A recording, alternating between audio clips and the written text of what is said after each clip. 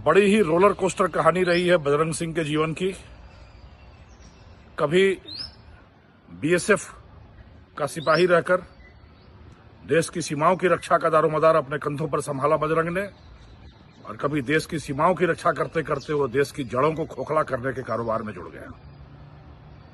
यह अत्यंत ही खेदजनक विकास है उसके जीवन का, जब कभी एनएसजी कमांडो रहकर 7 साल तक एनएसजी कमांडो के रूप में सेवाएं देते हुए मुंबई में 26/11 जो अटैक हुआ था, जो आक्रमण हुआ था होटल ताज पर, उससे निपटने के लिए गई बहादुर जांबाजों की टोली कमांडो बजरंग उस टीम का सदस्य था। जय हिंद दोस्तों, मेरे चैनल डिफेंस डिस्कशन में आप सभी का स्वागत है। दोस्तों, एटीएस ने भारतीय सेना के रिटायर्ड एनएसजी कमांडो को गिरफ्तार किया है। ये एक चौंकाने वाली खबर सामने आई है, जहां पर भूतपूर्व एनएसजी कमांडो जो है उसको गिरफ्तार किया गया है। पूरा मामला जब आप जानेंगे तो आपके पैरों तले जमीन खिसक जाएगी कि कैसे हो सकता है कि एक एनएसजी कमांडो, भूतपूर्व एनएसजी कमांडो को जो है एटीएस गिरफ्तार कर रही है। एंटी टेररिस्ट स्क्वाड जो है वो गिरफ्तार कर रहा है। पूरी खबर मैं आपको बताता हूं। पूरी खबर जो है दोस्तों राजस्थान से जुड़ी हुई है, जहां पर राजस्थान की एंटी टेररिस्ट स्क्वाड ने गांजा तस्करी के सरगना बजरंग सिंह को गिरफ्तार किया है, जो कि पूर्व एनएसजी कमांडो है। और जब होटल ताज मुंबई पर जब हमला हुआ था 26/11 का, माफ करिए, तो उस ऑपरेशन में भी वो शामिल था। पूरी खबर डिटेल से मैं आपको बताऊंगा। दरअसल राजस्थान की एंटी टेररिस्ट स्क्वाड और एंटी नारकोटिक्स टास्क फोर्स ने एक संयुक्त अभियान में गांजा तस्करी के मुख्य सरगना बजरंग सिंह को गिरफ्तार किया है। वह नेशनल सिक्योरिटी गार्ड एनएसजी का पूर्व कमांडो है। 26/11 के अटैक के समय मुंबई के ताज होटल में चलाए गए वो ऑपरेशन में शामिल था। सिक्कर जिले के फतेहपुर शेखावाटी के कारगा गांव का वो निवासी है। उड़ीसा और तेलंगाना से गांजा लाकर राजस्थान में अपने नेटवर्क का वो संचालन करता था।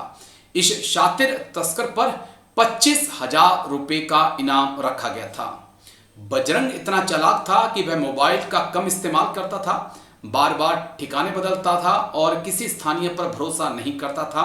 हालांकि कई महीनों की कड़ी मेहनत निगरानी के बाद राजस्थान पुलिस का कहना है कि हमने उसे धर दबोचा। उसके पास से 200 किलो गांजे की खेप भी बरामद हुई।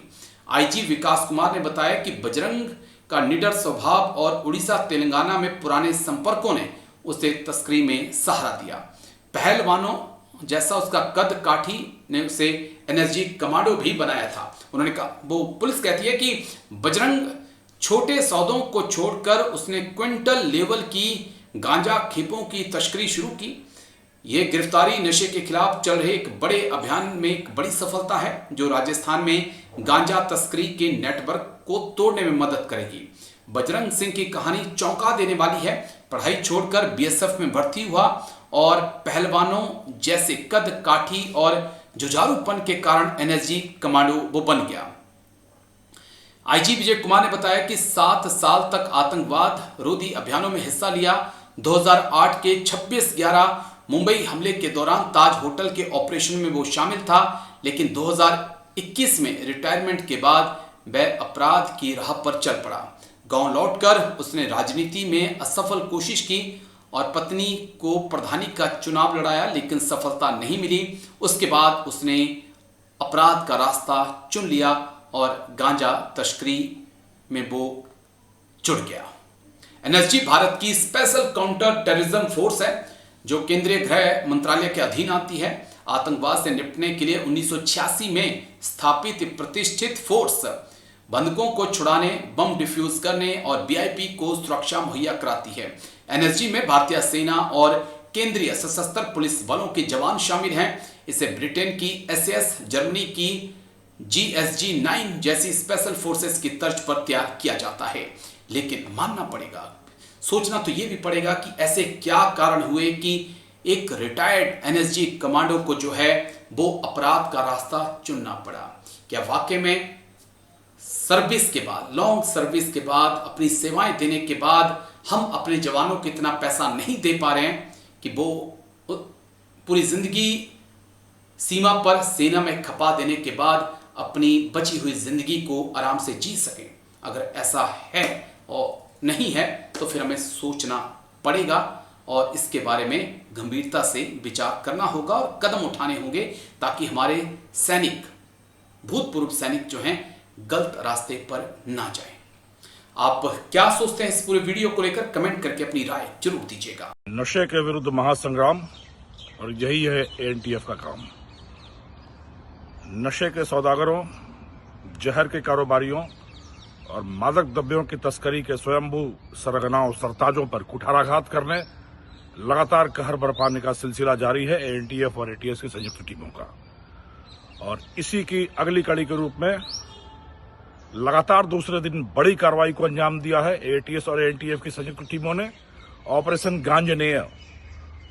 गांजनेय चलाकर उड़ीसा और तेलंगाना से राजस्थान में गांजे की तस्करी के एक मुख्य सरताज बजरंग सिंह पुत्र भंवर सिंह निवासी फतेहपुर सीकर को बड़े परिश्रम के बाद गिरफ्तार कर सकने में इन टीमों को एक शानदार सफलता अर्जित हुई है। ये बड़ी ही रोलर कोस्टर कहानी रही है बजरंग सिंह के जीवन की।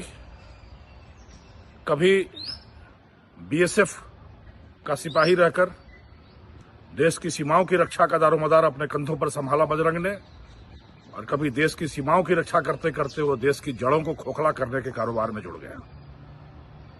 यह अत्यंत ही खेदजनक विकास है उसके जीवन का, जब कभी एनएसजी कमांडो रहकर 7 साल तक एनएसजी कमांडो के रूप में सेवाएं देते हुए मुंबई में 26/11 जो अटैक हुआ था, जो आक्रमण हुआ था होटल ताज पर, उससे निपटने के लिए गई बहादुर जांबाजों की टोली कमांडो बजरंग उस टीम का सदस्य था। और कभी ऐसा वीर बहादुर कर्तव्य परायण रहा देश का एक जांबाज सिपाही, किस तरह अपनी गलत संगत, महत्वाकांक्षा और राजनीतिक महत्वाकांक्षा की बलि चढ़कर नशे की दुनिया का बेताज बादशाह बन गया। यह कहानी रही है बजरंग सिंह की। बजरंग सिंह कभी 5 किलो 10 किलो गांजे की तस्करी में नहीं शामिल हुआ। क्विंटलों गांजा एक साथ तस्करी करके लाना और फिर उसका वितरण करना, यह दुस्साहसी कार्य लगातार अंजाम देता रहा बजरंग। सीकर के फतेहपुर में कई क्विंटल गांजा के मामले में वांछित रहा बजरंग, जिस पर 25,000 रुपए का इनाम भी घोषित रहा। इसके पहले वो हैदराबाद में, आंध्र प्रदेश तेलंगाना हैदराबाद में भी 2 क्विंटल गांजे के साथ के मामले में पकड़ा गया बजरंग सिंह। उड़ीसा में सेवा करते हुए इसके संपर्क वहां के लोगों से हुए। यहां सेवानिवृत्त होने के बाद वापस घर आने के बाद इसकी राजनीतिक महत्वाकांक्षा हिलोरे लेने लगी। इसने एक विशेष राजनीतिक दल भी ज्वाइन किया, अपनी पत्नी को प्रधानी का चुनाव भी लड़ाया। और देश का सिपाही रहा व्यक्ति चुनाव में लगातार मात खाता गया, और चुनाव में मात खाते ही प्रतिद्वंदिता का एक सिलसिला शुरू हुआ और गलत सोहबत की भी श्रृंखला शुरू हुई। उसी गलत सोहबत में आकर गांजे की तस्करी का एक राग अलापा इसके किसी सहयोगी ने। वह राग अलापते ही इसने अपने उड़ीसा और आंध्र प्रदेश के पुराने सहयोगियों को तलाशा और उनके सहयोग से एक बहुत बड़ा नेटवर्क स्थापित किया राजस्थान में गांजा तस्करी का। काफी दिनों से राजस्थान में गांजे की तस्करी का यह छद्म खेल चल रहा था। पिछले 2 महीनों से ऑपरेशन गांजनेय चलाकर एनटीएफ और एटीएस की टीमें लगातार इसके सूत्रधारों की तलाश में थी। गहन परिश्रम के बाद जब बजरंग सिंह का नाम सामने आया तब इसके लिए तलाश शुरू की गई, और इतना शातिर और सतर्क था कि यह ठिकाने, नाम, पता, टेलीफोन सब कुछ लगातार बदलता रहता था। नहीं बदलता था तो सिर्फ एक सहयोगी जो इसका कुक था, उड़ीसा का रहने वाला एक कुक जो इसकी पसंद का भोजन बनाता था, एक प्रतिद्वंदी के माध्यम से उसके इस कुक का ठिकाना मिला हमारी टीमों को, और उंगली पकड़कर पहुंचा पकड़ना, तिनके का सहारा लेकर ताल पार करना, यही शगल रहा, यही आदत रही है एटीएस और एनटीएफ टीमों की। और उस एक सूत्र से रतनगढ़ चूरू में इसके ठिकाने तक पहुंचकर काफी साहसिक अंदाज में इसको गिरफ्तार करने में सफलता मिली है। मैं उम्मीद करता हूं कि यह सफलता एक बड़ी सफलता है। जिस तरीके से गांजे की बड़ी बड़ी खेपें राजस्थान में उड़ीसा तेलंगाना से आ रही थी, मैं उम्मीद करता हूं उस पर काफी प्रभावी अंकुश लगेगा बजरंग सिंह की गिरफ्तारी के माध्यम से। और एनटीएफ की तरफ से मैं सभी लोगों को अपील करता हूं कि इस नशे के विरुद्ध इस महासंग्राम में भागीदार बने, तटस्थ न रहें, भागीदार बने और यह आह्वान करें कि एक नशा है कि सेनानी खड़े कई लाख कर देंगे, एक नशा है कि नशाखोरों की खत्म साख कर देंगे, एक नशा है कि नशे की निशा का नाश करेंगे, एक नशा है कि इस नशे को जलाकर राख कर देंगे। आइए हम सब एक दूसरे के साथ कंधे से कंधा मिलाकर इस नशे के महादानव के खिलाफ, इस पिशाच के खिलाफ अपने पांव स्थिर करके एक साथ कंधे से कंधा मिलाकर, कमर कसकर, कटिबद्ध होकर इस दानव से निपटने को जूझ पड़े और इस दानव का समूल विनाश करें। राजस्थान को पुण्यमयी पावन पवित्र धरती के रूप में वापस पुनर्स्थापित कर इस नशे के दानव का महाविनाश करें। हम सब एक साथ मिलकर इस हेतु काम